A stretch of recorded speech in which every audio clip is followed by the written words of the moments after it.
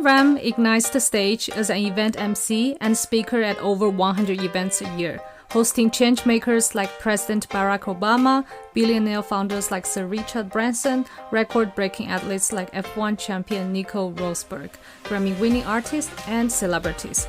He works on 4 continents, from college campuses to parliaments to in-house corporate innovation days to the biggest tech conferences in the world. His passion is to inspire people with his motto, "Start now, start simple," in building a future we all want to live in. In this episode, he will share with us how he reinvents himself in difficult situations and find a purposeful career. Hello, Dan. Thank you for coming to our podcast as a guest this episode. My pleasure to be a guest on your show. And where are you now? I am currently, where am I? Good question. I am in Cologne. I'm in Cologne. I'm so sorry. The last week has been mad because I made my first pandemic trip from Asia to Europe. And as expected, it was not easy. So I ended up being in 2 other cities that I did not plan to be, in New Delhi and then in Dubai. But I finally made it, and then I took a train yesterday. So I am 99% sure I'm in Cologne right now. Because you need to make different transit. There's no direct flight. Correct. Direct flights, visas, COVID tests. There's a lot of new precautions, which are all there to protect us, and they keep changing. And that's the struggle. So as I'm flying, rules keep changing. But I've made it here, and I'm really excited. I'm here to host some major tech events. One is on mobility. The other one's on digital marketing. The other one is on entrepreneurship. I couldn't miss out on the opportunity to interview some people like Guy Kawasaki, Ariana Huffington, and some big names. So I am here to hopefully make the world a better place through the magic of virtual events. Awesome. Sounds very interesting. And I want to touch on that. Like, given nowadays, most of the events are canceled or move online. Right. As MC yourself, how did it impact your business, and what did you do to deal with it?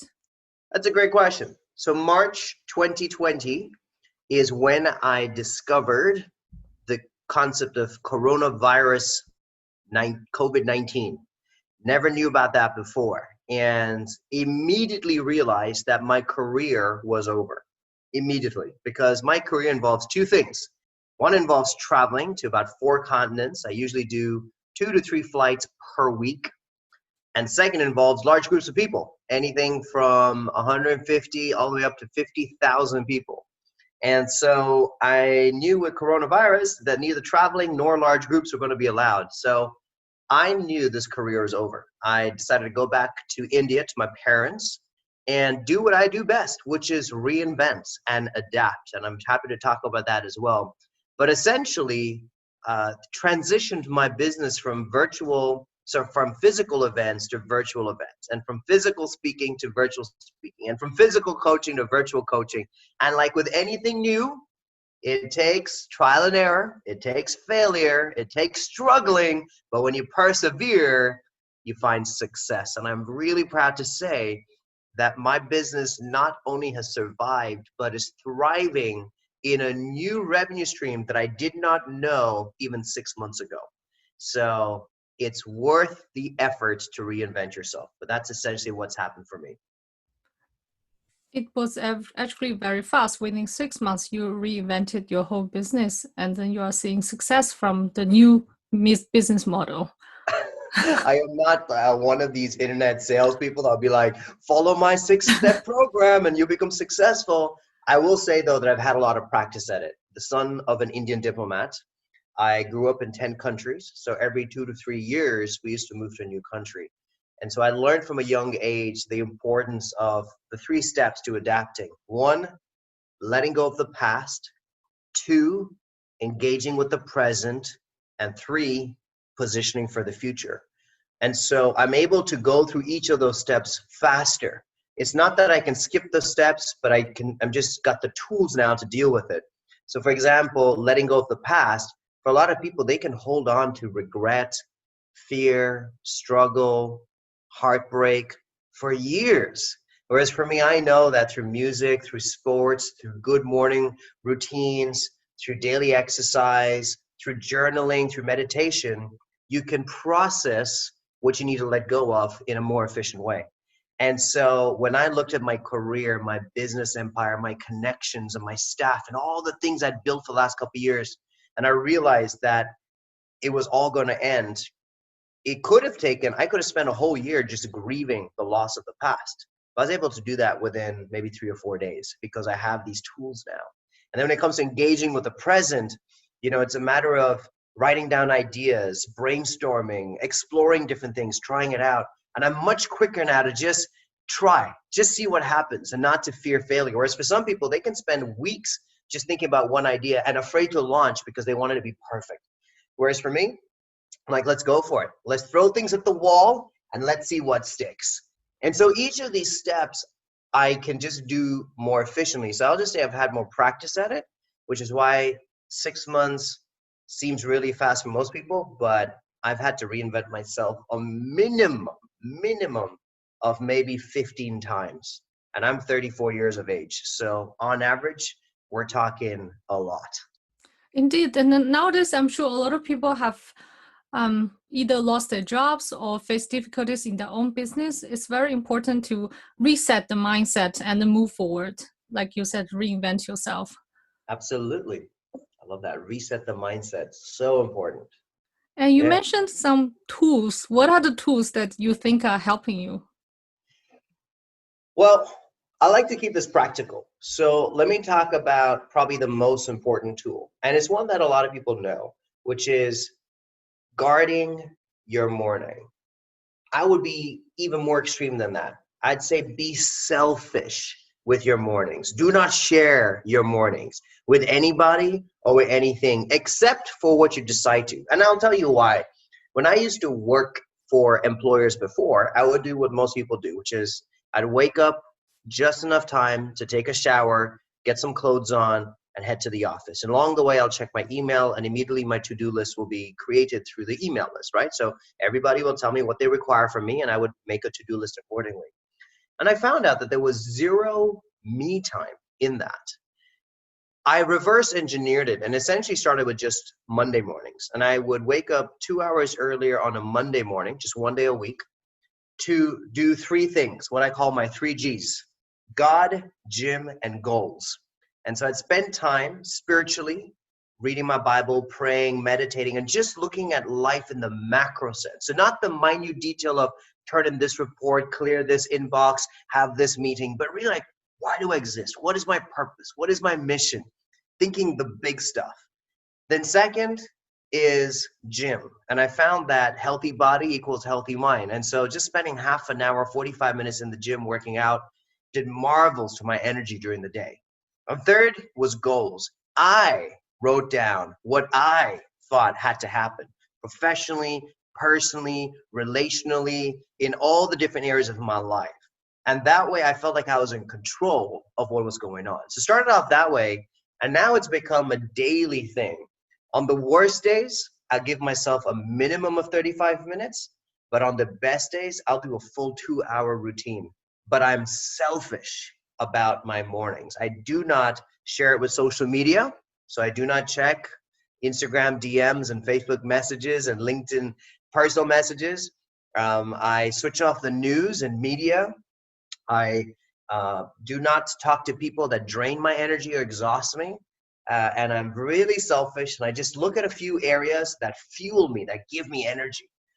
Things like physical, emotional, spiritual, relational, creational. So kind of in these 5 pillars, I will do at least one activity from each. So spiritual, I'll read my Bible at the very minimum. And on the good days, I'll also listen to some music and I might write some poetry or go for a walk in nature. And the physical, I'll work out for at least 10 minutes. On the best days, a good 45-minute workout. Creational is an interesting one. I think it's really important to spend time writing, reading, and things that fill you up. Maybe listen to a quick podcast, maybe some nice music that just gets you in the right mood. Relational, this is important. Do an audit. Find out the friends and family members that fill you up, make you feel like a better person, and also the ones that drain you. avoid the ones that drain you in the morning and be around the ones that fill you up in the morning. I have friends that leave me voice notes on WhatsApp, and there's few messages I'll listen to in the morning because I just know it gets me going. And then emotional. It's really important that you check in with yourself. So take time out to have a healthy breakfast. Take time out to be intentional. Make a good cup of tea and really don't multitask. Like enjoy listening to the sound of the water boiling and watching the infusion happening. Like just be really present. So that's just one very practical tip on what you could do during times of chaos, during times of uncertainty. It's really good to lock in some time, especially in the morning, where you're in control and you do the things that fill you up, that fuel you. Sounds like a really great routine. And I really like the part that not only work out to build up your body physically, but also meditate, read, focus on yourself, and also build up your mental strength. And then by writing down the goals, you stay focused. What you want to achieve, you take your life in your own control. I think this is really cover all aspects of how we can improve ourselves, how we can immerse ourselves in a positive, energetic state of mind. Absolutely. I love it. I love it. Yeah. Thank you. I know that you graduate with a degree in economics from Yale University. So as an Ivy League graduate, and then later on, you also get a master degree from Trinity College. So how did you end up being an event MC, as I assume most of your classmates would working in banking or consulting? Yeah, well, to be fair, I wanted to do that as well. My dream job was to work for McKinsey or Bain & Co., KPMG, because I've got the qualifications for it. And to be fair, I also have the interest for it. But I'm very fortunate that I have great parents that ask good questions. And I remember even young, when I was in school, they would ask me questions like, how was this fulfilling or not fulfilling? How was this satisfying or not satisfying? What are areas that you can grow and improve? What are areas that you can celebrate? And so I think I've always learned to introspect and ask important questions. And I realized that career is more than just a job title. Career is more than just a ladder that you climb. Career is more than just income or benefits. To me, career has to be alignment between my gifts and talents, what the world needs right now, the problems that are worth solving. It has to involve some kind of business model because otherwise it's just purely passion. It has to also make sense, it has to be sustainable. It has to be challenging that allows for some level of growth. It has to be the intersection of all of these things. It's so much more than just a job application, an interview, and here's my new desk. And so I think I realized when I graduated from college that there are people that are better suited for consulting than me. And it's simple. I love being creative. I love reinventing, not just myself, but every situation I'm in. And bottom line, consulting is not about that. Consulting is predominantly a best practices. Look at the past and learn from the past. Whereas I'm very much a look at the future, let's expect to fail and do things like we've never done before. So it's not a good fit. Also for me, I like project-based work. I like changing things up. As you know, I'm in a different city. I'm with a different event every 3 days. There is no project in those consulting companies that finishes in 3 days. None. And so it just isn't the right fit. So I'm not here to say what's the perfect job in life. I'm just saying find alignment. And I will say that event emceeing was perfect alignment for me. I come alive. There's a quote that I love that I used to stick on the wall and stick in my background on my phone and on my laptop that says, don't ask what the world needs. Find out what makes you come alive, because what the world needs is people who have come alive. And so my question was always, what makes me come alive? And event emceeing makes me come alive.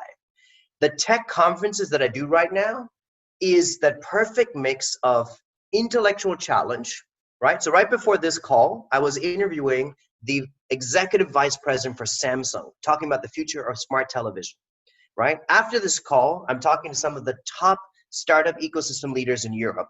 And then after that, this evening, I'm interviewing someone who's very senior at Oracle. He's one of the top C-level managers for Oracle. So I am intellectually challenged because I have to learn multiple things, from artificial intelligence to robotics to connected devices to smart payments and on and on and on, which is great. I have to be creative because I have to change up how we do events, how we do panel conversations, how we do interviews all the time. I am challenged socially because I have to deal with people younger than me, older than me, senior than me, lower than me, like in all different areas. I'm culturally challenged, uses my background growing up in 10 countries, because I'm interviewing people all across the world in all different areas of life. I feel also like the performance side of me, because I'm a musician, is also used, because after all, when you're on stage, you're performing. And so I love it. So it really is a perfect fit of all the different gifts and talents. And like I said, I think it is at the intersection of what the world needs, because these conversations is essentially creating the future of the world. So the stuff I talk about today is what implements in 6 months, a year, or 2 years. The conversations that we have with these decision makers is what affects every person out there. And so I feel like I am doing my part in shaping, hopefully, a better world. Yeah, and also you're a very forward-looking person by engaging into the conversations that also interest you because it's future-looking topics. Absolutely. Yeah. Absolutely. I think it's interesting what you mentioned, that how you find your own purpose, like your interests, that you feel alive. But I'm Yes. sure that most of people out there, they might not have the opportunity, or they do not know how to find the things that is perfectly aligned with what makes them alive. So what Yes. advice can you give it to those people? How to find those things that enlightens you or makes you feel alive? That is a great question. I do not have a course on this, although I have been thinking about creating a course on it, because a lot of people ask me, Dan, how do you find your purpose? And I think the only reason they ask me that is because I think I live a life that feels like, wow, Dan's figured it out. I will admit, though, that in many ways it was experimental, intentional, but also accidental. So let me explain what that means. Experimental. When I was in school, I gave my best to the tennis team. I gave my best to the band. I gave my best to my studies. I gave my best to my volunteering. I gave my best to my church. I gave my best to my family. That's called experimental. I tried everything. I did everything. That's an important ingredient. Next, intentional. I was very intentional about analyzing. Does this make me a better person, or does this drain me? Does this fill me up, or does this empty me? Is this useful, or is this not beneficial to anyone? That's the intentional part. It's not just about doing stuff, but thinking about what you're doing, why you're doing it, how you're doing it. But the third part is accidental, because I can't control the opportunities that come in front of me. I can't control the people that come in front of me. This is just called positioning. And it's, in some ways, it's accidental. If you're a person of faith, like I am saying that I am, I would say it's providential. So some greater source out there is bringing these opportunities to me. But at the end of the day, there is some element of it's out of my control. But the parts I can control are experimental and intentional. And then there's that ingredient of accidental. That mix is where purpose is found. So to me, I don't think it's a 6-step process, like do this, then do this, then do this, and then you can write your purpose statement for life.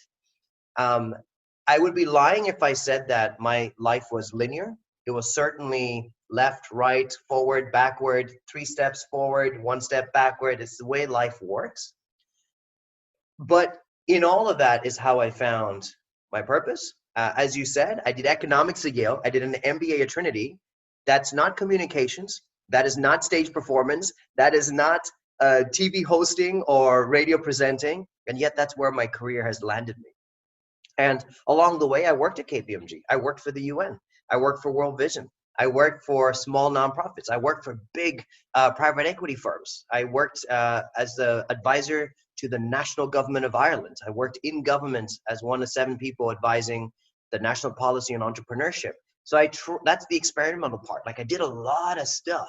I was intentional in every step of the way, thinking, is this good? Is this bad? Is this helpful? Is this not? And then I was saying yes to opportunities. That's the accidental part. As they come by, I'd say, yes, let's try it out. Yes, let's try it out. And bam, along the way, this is where I landed. And then it just feels so right. Like literally in the middle of a pandemic, when my career on paper should be over, I'm saying my business is not just surviving, it's thriving. We're growing. How is that possible? I think it's because I found my purpose. I'm just in alignment with that. I'm not bashing my head against the wall. I'm not forcing anything. It's the right fit. And I want that for everybody. I really do. Which is why when people message me on social media, I always message back going, let me help you out. Let's figure this out. But there's no easy process. It is experimental, intentional, and accidental. Well, you mentioned the second one, intentional. I think it's also about being aware. Yes. Being mindful, not Yes. just do things because everybody else is doing it, your colleague Absolutely. is doing it, your university classmate is doing it, but ask yourself, how do you feel about it, right? Mm-hmm. Absolutely. You got to ask those important questions. Lots of questions. There's no perfect list of questions either, but that's what you said, being intentional with the questioning, the introspection. Yeah. And also listen to the inner voice. I Absolutely. really like the book from Robert Greene, Mastery. Before I was reading this book, I was not paying too much attention to the inner voice, but the book says everybody has different inner voice.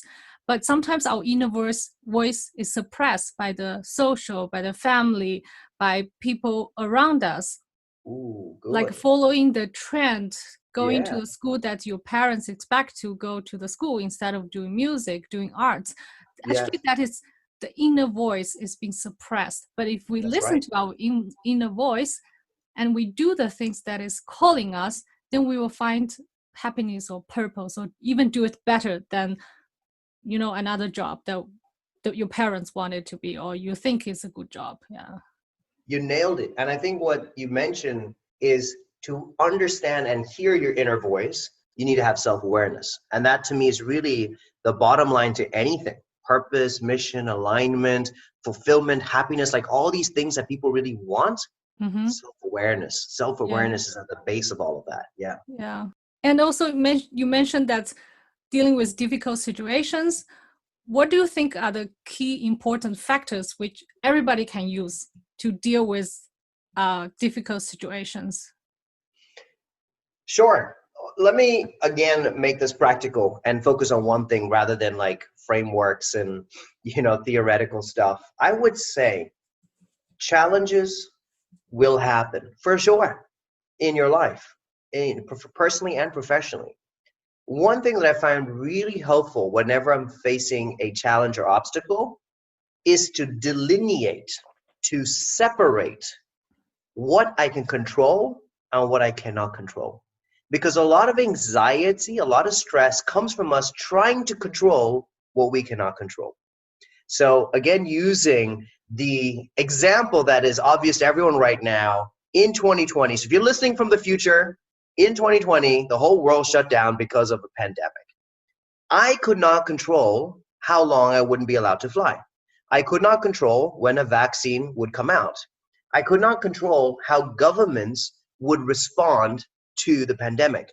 The interesting thing is, I would say 90% of news and social media is focused on these three things. What's the government saying? What's the president saying? What's the prime minister saying? When is the vaccine coming out? And these are things we cannot control. So why do we spend our time consumed with what is out of our control?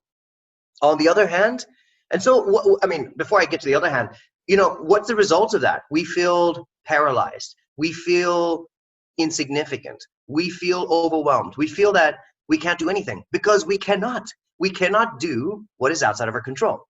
What did I do instead? I thought to myself, all right, I can't control if I'm flying next week or the week after, but what am I going to do today? What am I going to do tomorrow? Because that isn't my control.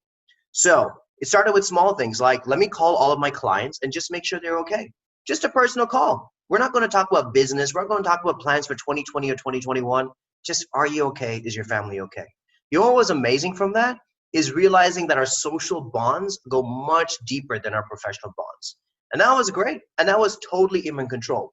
The benefit of that, I felt like I made better connections with my clients. I felt that I could add value to them on a human level. But most importantly, I didn't feel alone. Like a lot of people felt alone and isolated during this pandemic. And I didn't, because I had reached out. I could not control if I was flying, but I could control how I'd use my time locally. So I started eating 3 healthy, homemade, organic meals a day. I could not do that when I was traveling. I think for about 2 years, I might have had less than 20 homemade meals because I was just on the road all the time. And now I had 3 a day. I could go and do 2 workouts a day. I lost 15 kilos during this pandemic, 15 kilos. I could not have lost 15 kilos if I was waiting for my next flight. No, instead I thought, let me work out today. I'll work out in the morning, I'll work out in the evening. What's the good part of that? I feel better. I think I look better. I have a lot more energy. Like I'm delighted with the person I am right now. So these are things that are in my control, like how I use my time, who I connect with, what medias I switch on and switch off. These are all in our control. So one thing I would say is when you're facing challenges, when you're feeling anxious, quickly write down, what can I not change? And stop thinking about those things. Literally stop thinking about it. It's of zero value to think about it. And then focus on what can you control. And a lot of it has to do with things that actually will make you a much better person. And so if you're in a place right now that you don't have a job, okay, you cannot control when the job market will increase and improve. You cannot control when economies will bounce back. You cannot control salaries. But you know what you can control? What skills you learn. A lot of online courses out there. You can control that. You have the time for that. You can control connecting and networking with people online, whether it's building a podcast like this, like we're on right now, or whether it's going on LinkedIn and connecting with your old colleagues. You can control that. You can control your mind. You can have healthy habits because you'll do better in a job interview if you feel better in your head, right? So these are all things you can control. So don't feel powerless. Don't feel insignificant. Just focus on what you can control. Yeah, love it. Love it. And also focus on the positive things also. Absolutely. Yeah. So important. You mentioned that energy, and I want to ask about this. How do you stay energetic? That is $1 million question. The one I get asked the most. Dan, how do you have so much energy? Well, all right. Do I really want to share my secrets with you? Yes, with the audience as well. Well, we talked about it earlier. We talked about self-awareness. And I think self-awareness is so key to energy. I know that I do better when I am intentional about my morning routine. So early in the morning, before the coffee comes in and the tea comes in and all that stuff, I do the things that fuel me. Like I said, my 3 Gs, God, gym, and goals. Guess what? I get some great energy out of all those activities. So guess what? I start my day with great energy. Then I know that around this time, so right here in Europe right now, it's about noon. So between 11:30 and noon, I have a little slump. And so I will intentionally change things up. So right before this call, like I said, I was in the studio doing some interviews, and then I was doing a bunch of emails, and I felt a little bit of a slump. So I got myself a lovely cup of tea, and I changed up my routine to have a conversation with you because this conversation fuels me up. Having this one-on-one conversation with you, and I'm aware there are a lot of people listening, but I'm talking to one person here, is something that really fills me up. As an introvert, I like to either be by myself or one other person. But like I said before this, I was in a studio with a bunch of people and production staff and everything running around, and it's that level of chaos kind of tires me. As much as I love it, it drains me. So I'm intentional about that. Then after this call, I'll get back to more work and I'll take a lunch break. And then I'll do a little bit more work. And then at 3:30, I'll take a coffee break and I'll do a little bit more work. But the point here is I know when my tank is emptying. So it's not that I have endless energy. I'm just super aware of my rhythms. Everybody's got an energy rhythm. Some people are morning people, not night people. Some people can work for 4 hours and then need a break. And some people can only work for 90 minutes and need a break. It's just about self-awareness. And I am really, through a lot of practice, I've learned what are the activities that give me quick energy. For example, a healthy snack, a good cup of tea, that's good energy that will last me for about 45 minutes. It's not going to give me 3 hours of energy, but it's like 45 minutes. So if I know that I've got a big interview that to do for 45 minutes, that's all I need. Like a banana, a cup of tea, boom, we're ready to go. But then I also know that things like an hour-long gym workout can probably keep me running for about 3 hours. So this evening, before I do my big stretch of recording, I'll hit the gym before that. Now, usually I do the gym in the morning, but I was intentional about saving my gym for later because that's when I really need the energy. Because in the evenings, like a lot of people, my energy drains. So how do I go into a studio and give it energy like it's 10 o'clock in the morning, but now at 10 o'clock at night? Well, the trick for me is hit the gym before that. So it's just a matter of knowing what fills you up, what fuels you, and then knowing how to refuel. So I do a big energy top up in the morning with my morning routine, and then I have little fueling stations throughout the day. That's the trick to the energy. That's the practical side. I guess the deeper spiritual side really comes down to this word gratitude. As a person of faith, I firmly believe I was created, right? So I'm not here by accident. I'm not here because a bunch of atoms bumped into each other. I'm also obviously a science fan, and I'm not saying that I am completely believing, I guess, the conservative approach to Christianity either, but somewhere in the middle is a sweet spot. And I firmly believe I was designed. And anything is designed, like this camera that we're looking at each other, or this microphone that's picking this voice, or this hotel room that is behind me, is designed for a purpose. There's a reason that wall is black. There's a reason there's a mirror over there. There's a reason for it. And so if I was designed, there's a reason for me too. So I was designed with a purpose. That makes me really grateful. I'm not here by accident. I'm not here just because my parents had a little bit of fun 34 years ago. I'm here by purpose. And so that makes me grateful. But also when I look around me and I see the amazing opportunities like this one, having this podcast with you, or the work I do outside with these different events, it just makes me so grateful. When I sleep on this bed and I think of all the people that cannot be in a hotel right now because of the pandemic, it makes me grateful. When I go to the shop and buy this t-shirt and I think, wow, I have the money in my bank account to buy a t-shirt. And there are homeless people today that do not have this money to buy a t-shirt. Something as basic as a t-shirt makes me grateful. This gratitude gives me energy because it makes me go, this life is worth living. This moment is worth living, and I have to give it my best. So there's a little bit of practical and there's a little bit of spiritual combined is where the energy flow comes from. Yeah, especially the second part. I really love it because personally, I was not so aware of these little things. And after living in Africa, when I came back, I look at everything differently. Yes. And I really just think being grateful makes a person so much more positive mentally as well. Yeah. And it's just a perspective thing. It's just a perspective thing because I want people to, because I do get this criticism, so I'll be honest about it. People will be like, oh, but your life is great. That's why you're so grateful. Or, oh, everything, you've got platform, you've got access, you've got money, you've got global travel. If I had those things, I'd be grateful as well. And I want to let you know that is a lie. I am grateful because of perspective, and that is something you can control. So let's not forget the start of the conversation. My entire business that I built up, all my staff and everybody was in jeopardy. My career was one of the first. So while a lot of people who may be listening had to deal with paychecks, cuts, like 40% cut or something, I had to deal with going from 100 events to 0. Like literally every contract was canceled. I want to just point that out. Every contract. And I don't have a salary. I only get paid when I go do an event. So if every contract is canceled, that means I go from having income to 0 income. There's no backup. Entrepreneurs and freelancers who are listening, you know what I'm saying when I say there's no backup. There's no social security. There's no government allowance, like 0 income. I still found ways to be grateful even then. I was grateful I could go back to my parents. For some people, they'll be upset they're going back to parents. I was grateful because I have a good relationship with my parents.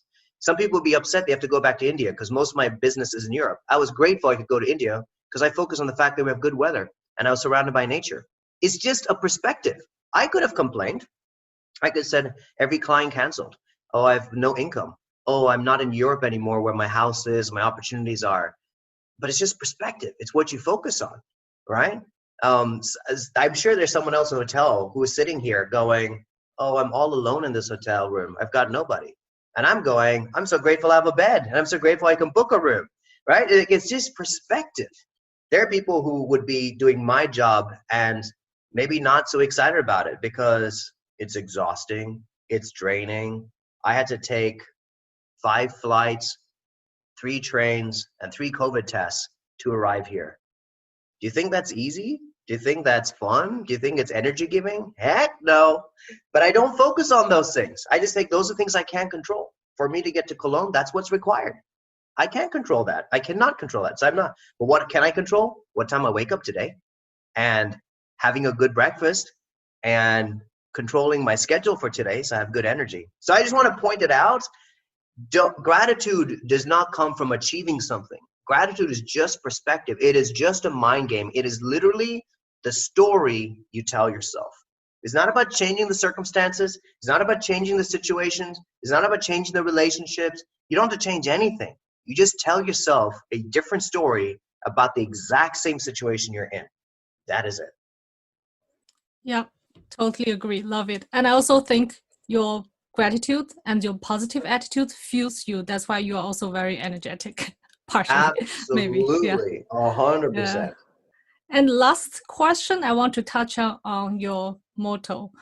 Start Yes. now, start simple. So what do you mean by it, and why is it important? Well, you are a great example of start now, start simple. So essentially, quick story.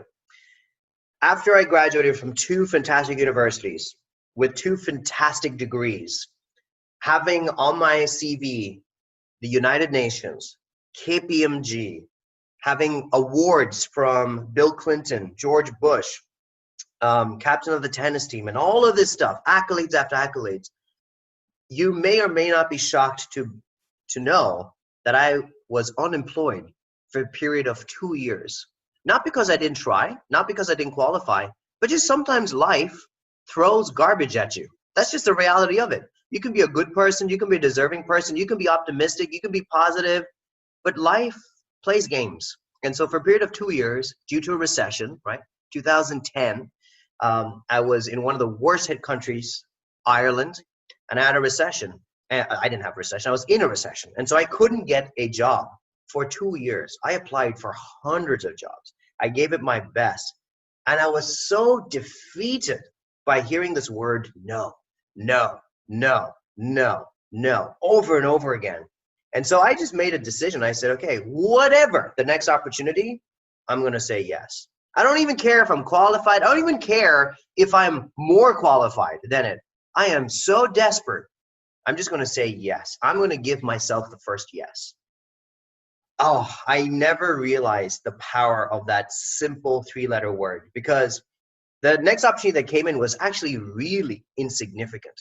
It is a useless story except for the fact of what it led to, but I could not have known it at that point. And so it was a friend of mine who's a teacher, and she just teaches like 6th grade students. They're like 11, 12 years old. And she called me and said, Dan, can you do me a favor? Can you pretend to be an investor? Because my kids have been working on a project for 24 hours. The previous day, they had built a business, right? Whatever you can do in a couple hours.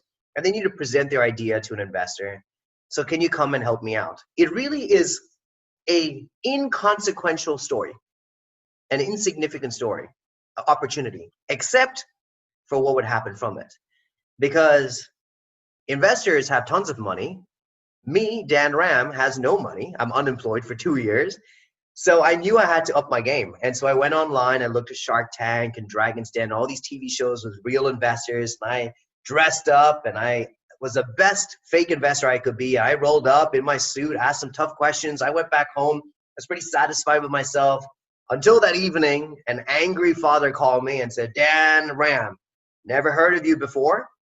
I don't know what you said in this classroom, but now my little girl believes that she could be an entrepreneur. So you must be some kind of motivational speaker. Can you please come to my staff? He works in a PR agency. Can you please come in and motivate my staff? And I'm thinking in my head, the irony of this. Like, I don't have a job and he wants me to motivate his staff who have jobs. Like, what the heck is that? But I still Googled it. How do you motivate people who have jobs? I wrote down some notes. I practiced my speech over and over again. And I went in, I was a great fake motivational speaker.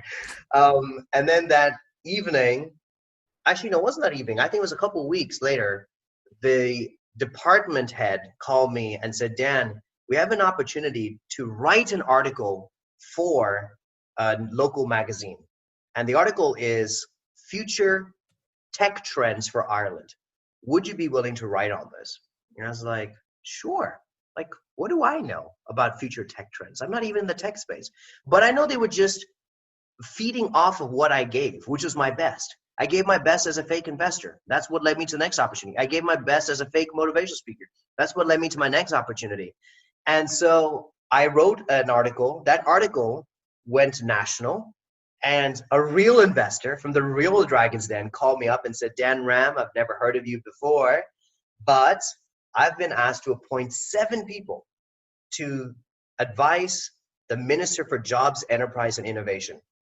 Will you be one of the 7 people? Because I love your future vision for Ireland.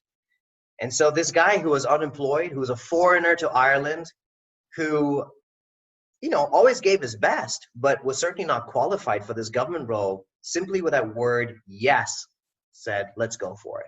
And that's was one of the tipping points in my career, because that led me to a platform that I used for building businesses. Then I became a founder. Those businesses did well because of the connections to government and other stuff I was doing before that. That led to me being an investor. The investment work led me to being on stage speaking about it. That led me now to being an event emceeing. And I realized the base of that was 4 words: start now, start simple. If I kept waiting for that perfect opportunity, for one of those jobs that I was applying for to say yes, I would not be here. But I said yes to a volunteer opportunity that seemed insignificant. That's the start now part, by saying yes. And the second is start simple. Like, never underestimate what volunteering in a school can do to change your life. Never underestimate what a garage can do to build businesses like Amazon. I mean, they didn't start in the best co-working space with the best employees. They just started with where they had. Never underestimate what a simple recipe can do to build something like KFC, one of the largest chicken franchises. Started with just a recipe from a guy who was over 40 years old. At that point, he was filling petrol for trucks. That was his job. And he became the founder of KFC. Never underestimate what a Google search can do to set up something like Alibaba. If anyone knows Jack Ma's story, it started by going to the US and Googling terms and realizing that China did not appear anywhere in Google. And so like, all right, let's create our own marketplace for that. Never estimate what a podcast can do and the kind of connections that you can make from it, right? Because if you had waited for the perfect studio or the perfect equipment or the perfect lineup of the best speakers in the world, you would have never started. But starting now and starting simple with what you have and with this moment is what in 6 months, in a year, you're going to turn around because someone's going to ask you, how did you end up interviewing Richard Branson or Obama? And you'll say, well, with the microphone in my house, post a holiday, and it started off really simple, and it started off now. So that's what I do now is I use every opportunity, every resource, every platform to inspire people to start now, start simple. And I coach them through that. And I provide tons of free resources and connect on social media because I do daily vlogs and I'm always trying to share free information on how people can start now and start simple. And where can those people find you, our audience? So my name is DanRam. So you can look me up on www.imdanram.com or on social media on Instagram, LinkedIn, Facebook, YouTube, and Twitter. Just go to @IamDanRam. So I am Dan, D-A-N, Ram, R-A-M. So that's where you can find me. I respond personally to everybody. So don't be shocked if I respond right away because a lot of people are like, how do you have time to respond to everyone? And I'm like, well, that's why I'm on social media. I'm not on social media to show you my fancy cars and houses. I'm on social media to connect with you, to help you. So if I can support you, do write to me and do not be shocked if I respond. Usually, if I'm not flying, I'll usually respond within 30 minutes or an hour. Okay, great. I will also put your social media account and your website information in this podcast information. Please do. I would love that. It's such a great and energetic conversation with you. And I'm really glad that you make time for us. Thank you so much. I really appreciate it. And thank you for your support, because I know you've been at a few of my events in the past. And so you've seen me live on stage. And thank you for staying connected. Thank you for creating value into the ecosystem, for creating these conversations with your other guests in the past and your guests in the future. So my respect and love right back at you as well for what you're doing. Thank you so much. Thank you. If you like today's content, make sure to subscribe, like, and share. See you in the next episode.